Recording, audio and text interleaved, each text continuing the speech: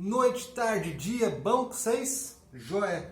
Conforme combinado, começando a segunda aula da frente 3. Aula 2 é sobre dilatação de sólidos. Aula mais fácil do ano, sério. Pelo menos da semana. Dilatação de sólidos, como a gente começou a falar na aula passada sobre temperatura, a gente começou a falar sobre tipos de materiais.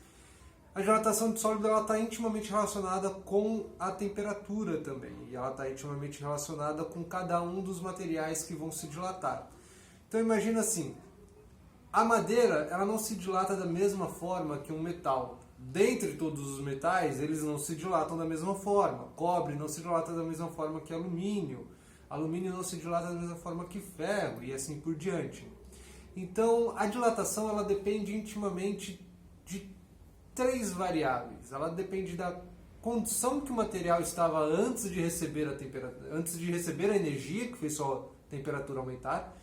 Ela depende do material mesmo, porque cada material tem uma característica que se chama coeficiente de dilatação, e depende da variação da temperatura. Então imagina o seguinte: se eu tenho um corpo que sofre uma variação de temperatura, e quando eu falo de variação de temperatura, eu falo ele estava numa temperatura e agora está em outra, de 10 graus Celsius, para mais ou para menos. Ele vai sofrer uma diferença nas suas dimensões, ele vai se dilatar ou se contrair, dependendo muito menos do que um corpo que sofreu um acréscimo de temperatura de 100 graus. Ele estava numa determinada temperatura, aqueceu ele e aumentou mais 100 graus, acrescentou 100 graus nele. Então, por exemplo, ele estava com 20 graus e passou a estar a 120. Esse corpo se dilatará mais do que um corpo que estava a 20 e aumentou a sua temperatura até 30 graus. Ele acrescentou em sua temperatura 10 graus. Tudo bem? Então existem dois tipos de modificação nas dimensões de um corpo, que é a dilatação. Ou ele vai se dilatar mesmo, quando ele tem um aumento de temperatura, quando tem uma variação da temperatura maior do que zero, ou ele vai sofrer uma contração, quando ele tiver uma variação da sua temperatura menor do que zero, ou seja, quando ele se resfriar, quando tirar a energia cinética dele, lembra? Temperatura, energia cinética? Pois bem, então, dentre as dilatações, a gente pode dividir, para facilitar o estudo, em três formas. Eu vou ter a dilatação linear, que acontece em apenas uma dimensão, uma única linha. Quando a gente entende em dimensões, a gente pode pensar em direções do espaço, né? A forma com que a gente forma o espaço. A forma com que a gente forma o espaço é a forma com que o espaço é constituído, né? Uma linha, duas linhas, três linhas. Então, nós temos uma linha linear, duas linhas formam uma superfície, tá vendo? Uma linha, duas linhas. Com a extensão dessas duas linhas, nós formamos uma superfície. E três linhas, né? Três dimensões, nós temos um volume. Então, a gente fala em uma dimensão, duas dimensões e três dimensões. Quando eu sofro uma dilatação em apenas uma dimensão, eu tenho uma dilatação linear. Quando eu sofro dilatação em duas dimensões, eu sofro uma dilatação superficial. Veja só, aqui essa linha se estende para cá e essa linha se estende para cá, formando então esse espaço aqui de dilatação. A minha superfície, a minha placa aumenta. Tudo bem? A área. Quando a gente fala em superfície, a gente está falando de área. E aí, mais uma vez, a gente vai lembrar das unidades de medidas. Quando eu estiver falando em linear, eu vou estar falando em metro, centímetro, milímetro. Quando eu estiver falando em superficial, eu vou estar falando em metro quadrado, centímetro quadrado, milímetro quadrado, decímetro quadrado, certo? Eu estou falando de área quadrado. Quando eu falar de volumétrica, eu vou estar falando de volume, não é mesmo? Então, metro cúbico, centímetro cúbico, milímetro cúbico, decímetro cúbico, certo? Então, sofrer uma dilatação em três dimensões, eu estou falando de uma dilatação volumétrica em três dimensões. Percebam que eu coloquei três formulazinhas aqui. O que é o ΔL, o que é o ΔS, o que é o ΔV? São as variações. Delta, variação, certo? Então, ΔL, minha variação linear. ΔS, minha variação superficial. E ΔV, minha variação volumétrica. E essa variação, quando a gente faz essa conta, ele vai falar para você exatamente o que cresceu. Ele cresceu quanto na minha linha, no meu comprimento, quanto que cresceu. Não é o meu comprimento final, é o quanto cresceu, certo? Na minha superfície, quanto que cresceu ou diminuiu, porque a dilatação pode ser uma contração, né? Então, quanto que eu sofri de variação na minha superfície, na minha área, e quanto sofreu no volume.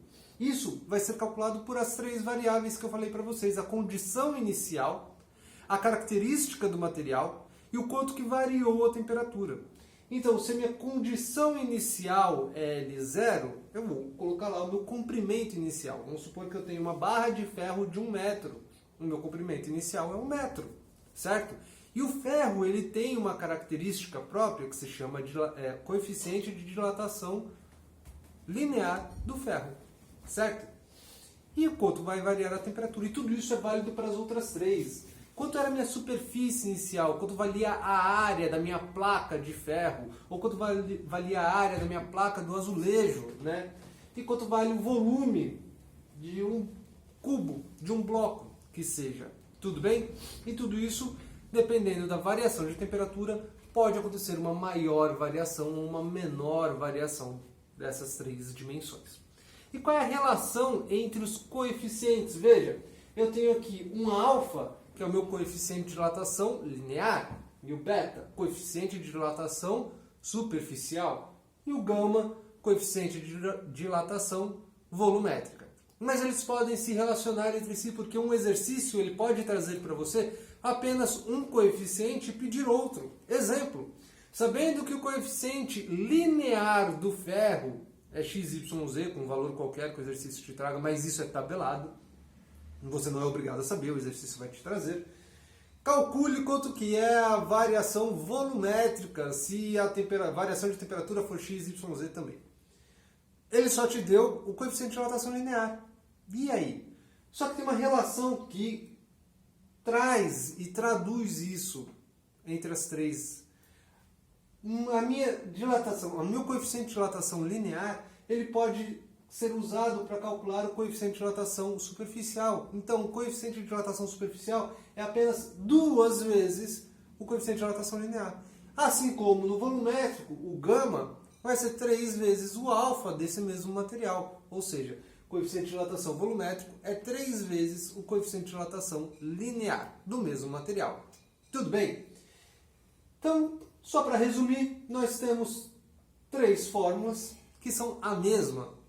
A variação é igual à condição inicial vezes o coeficiente de dilatação vezes a variação de temperatura. Dependendo do que você está falando, volume, comprimento ou área, você vai escolher, mas é sempre ali, ó, L0, S0, V0, alfa, beta, gama. Se ele só te der o alfa e quiser o beta, multiplica por 2. Se ele só te der o alfa e quiser o gama, multiplica por 3. E a variação de temperatura está ali. O exercício ele pode te cobrar coisas mais diferentes. Ele pode falar para você o quanto foi a variação, qual o seu comprimento inicial, qual o seu coeficiente de dilatação, mas quer saber quanto que sofreu a temperatura. Então nada mais do que algebrismo, certo? Você vai ter apenas uma incógnita que você não conhece. Dessa forma, então, ele pode te pedir qualquer variável. Ele pode querer de você a variação do seu comprimento ou da sua dimensão que você quer. Ele pode pedir a sua condição inicial, ele pode pedir o coeficiente de dilatação, ele pode te pedir a variação de temperatura. Mas ele pode também te pedir, e aí isso exige um pouco do seu raciocínio, e eu não estou trazendo fórmulas novas para vocês, apenas um raciocínio. Ele pode pedir para vocês qual é a condição final. Veja, você tem uma condição inicial, você sabe o quanto essa condição inicial variou. Então, se você quiser a sua condição final, basta você ter a sua variação mais a condição inicial. Não é fórmula nova, você não tem que decorar nada, é só pensar. Se ele quiser o comprimento final, basta você saber a sua variação do comprimento mais o quanto foi o seu comprimento inicial e somá-los. Acabou. Isso vale para a área e isso vale para o volume, certo? Variação superficial ou variação volumétrica. Isso nos traz aqui também, caso seja necessário, a gente desenvolver essa pequena fórmula aqui. Veja que eu substituí o x por qualquer condição, seja linear, superficial ou volumétrica. Esse x vai representar qualquer uma delas, porque esse raciocínio que nós vamos ter vale para tudo. Legal? Então o que é ΔX? ΔX vai ser nada mais nada menos do que o meu x final menos o meu x inicial, igual exatamente o que já estava aqui, porque isso é a minha variação. Certo? E esse alfa eu coloquei alfa porque ele pode representar qualquer um deles, basta você multiplicar por 2 ou por 3, como eu falei anteriormente. Então se eu pegar esse x0 que está subtraindo e jogar para o lado de lá, ele vai somar.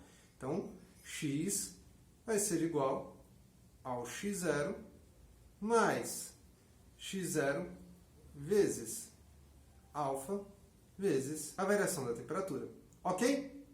Veja então que eu tenho x0 mais x0 multiplicado por outras coisas. Eu posso colocar esse x0 em evidência, ficando dessa forma. X, que é a minha condição final, certo? Vai ser igual então x0 que multiplica x0 dividido por x0, 1. E é assim que a gente coloca em evidência, certo? 1 mais tudo isso daqui dividido por x0, sobra apenas o alfa e a variação de temperatura. Então, alfa vezes a variação de temperatura. Certo? Essa é uma outra forma, se você quiser ir direto, se você não quiser calcular a variação e somar a variação com a sua condição inicial, você pode calcular isso direto para ter a sua condição final. Comprimento final é igual ao comprimento inicial, que multiplica 1 mais dilatação, coeficiente de dilatação linear, vezes a variação de temperatura. Vale para a superfície. Superfície, ou área, é igual à área inicial, que multiplica 1 mais o coeficiente de dilatação superficial, ou 2 vezes o coeficiente de dilatação linear, vezes a variação de temperatura. E eu não vou repetir para o volume, porque você já entendeu. Certo? Galera, próximo vídeo será sobre exercício. Nós vamos resolver 4 ou 5 exercícios da apostila, os exercícios de fixação, que são propostos para serem feitos em aula. E é isso. Espero que vocês tenham entendido e espero que todas as dúvidas sejam tiradas no próximo vídeo. Obrigado e até daqui a pouco.